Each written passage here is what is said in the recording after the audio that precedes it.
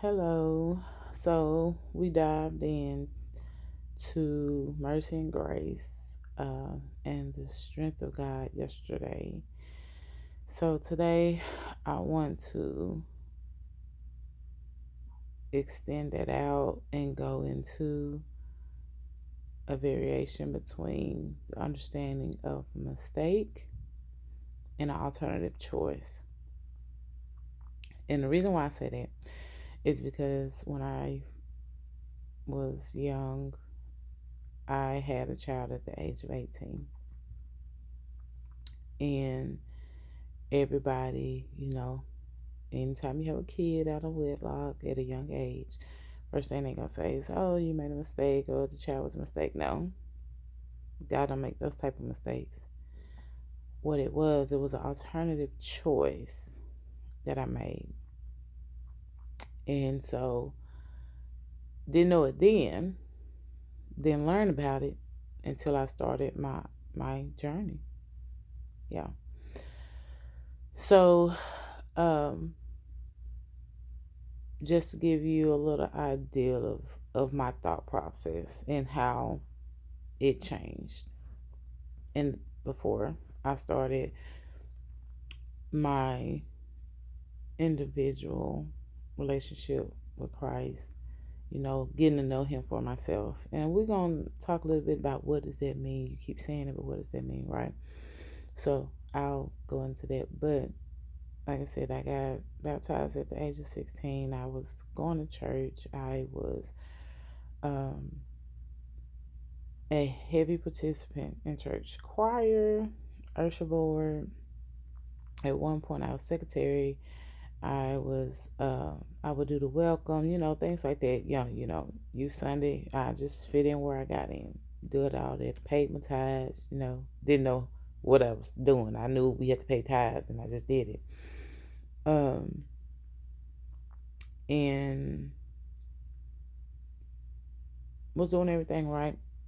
I was very dedicated, very much not a big dater. I didn't date a lot, like that wasn't a thing that I did. But eventually I did start dating, had a relationship, went off to college, enjoyed, explored life, and I made a choice.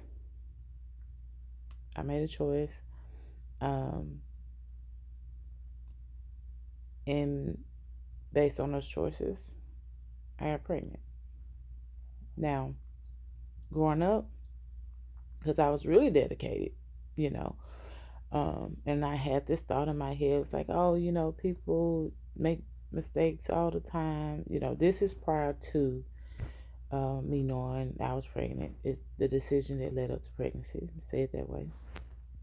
I was like, people make mistakes all the time. Or I wouldn't say I used the word mistake. I probably was thinking more so people do bad things all the time and get away with it. So this one little thing's not gonna hurt because I've been good. I've been doing this, so he'll forgive me for this minor decision that I'm making. Right. Well, immediately as soon as I found out that I was pregnant, I began to become sad. Not because I was pregnant, because I had at the time I called it a mistake. I had made a mistake. I decided to go against God and do things that I'm not supposed to be doing. Not supposed to be having relations outside of marriage. I wasn't supposed to be, doing those types of things. And I did. And because of that, now I'm pregnant in college and didn't know what to do. And I felt bad. I punished myself a lot. I stopped going to church because not out of shame, out of guilt. I was like, the Lord don't want to see me. He don't want me in his house. I'm sitting over here. I was in charge of the praise dance team for the youth at the time. And, how can I look at my pastor in the face after this? So yeah, I punish myself a lot. And, but I love my child, still love my child. And at some point during during this process, probably around when she became 6 months, I finally started going back to church because it was one of those things like I needed to go to church. I wanted to go to church. And so I went. I started back going. I slowly started going back. And when I got there, um, one Sunday, my pastor, whom I adore, he was a really good pastor. He came to me, or he called me up, and he told me, he basically read me like a book. He was like, "You've been guilty, you've been beating yourself up because you made a mistake." And, I'm sitting over here boohoo and crying and everything because he's like reading my thoughts out loud to the whole congregation.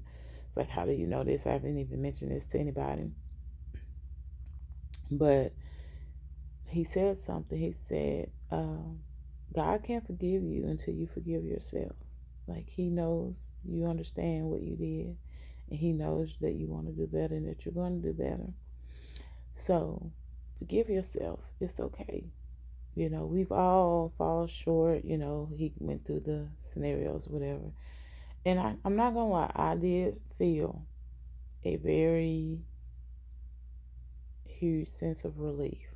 I felt better knowing that God was forgiving me and that I could move forward with going to church and being there, being involved like that. Well, because I did enjoy it. Well, for many, many years, because like I said, I didn't start this journey until I was older. But for many, many years, I would get so annoyed when people would be like, is your daughter playing or was she a mistake? And it hit me. It always felt wrong, like, ugh, like, how can she be a mistake when God, he plans everything. He knows what's going to happen. So it's not that, just, it never set right with me. And so it wasn't until my journey started that he had me to realize that, it wasn't that it was a mistake, it was an alternative choice. I gave you a choice that day, and you chose to go a different way. But trust and believe. It was part of the plan. I knew what was going to happen. I knew what the outcome was going to be for you. You were always going to be a mother. You was always going to deliver this child because this child was meant to be here. So I don't want you to continue to identify her as a mistake. No, she's not a mistake. Neither was your second child, because I also had another child out of wedlock 3 years later. So he was like, "No, these were that was my plan." And so anytime, um, we joke about it now a little bit, but we always go and we say to each other, when my kids ask me about, oh, you chose to have this child or you chose, I said, look, I said, you and your sister was God's plan. May not have been my plan at the time. I accepted it, but you were God's plan, and that's the only plan that matters. So I'm saying this because for everyone out there that has ever made or identified yourself with making a mistake and it um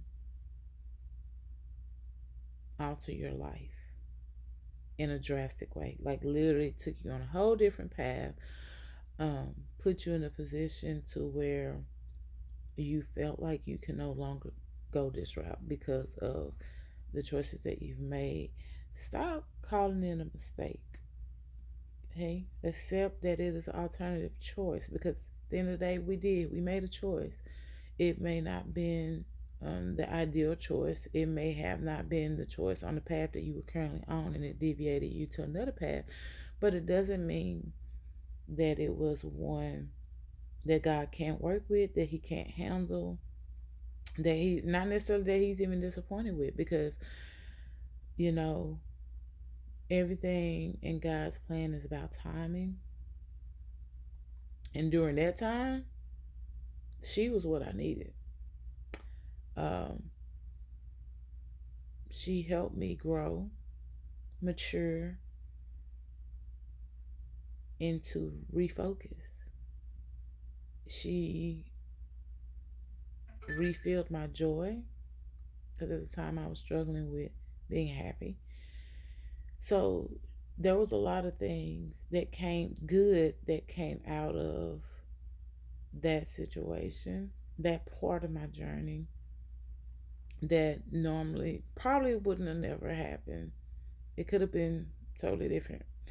But because of that, because of his plan, in order to help me, I tend to focus more on the, mistake, because of what I've heard in church and what I knew in the Bible and what I knew was right and what I knew was wrong.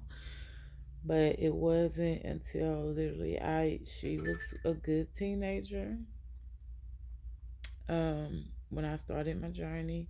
So when I started reading my Bible and started praying and asked for understanding about things, that's when he was like, "No, she was my plan.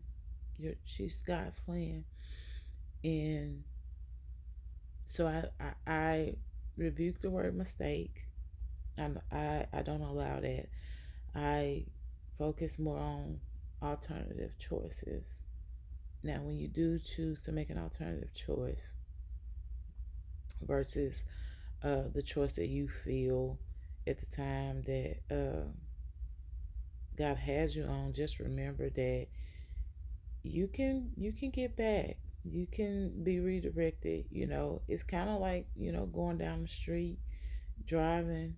There's always two ways to get to a destination.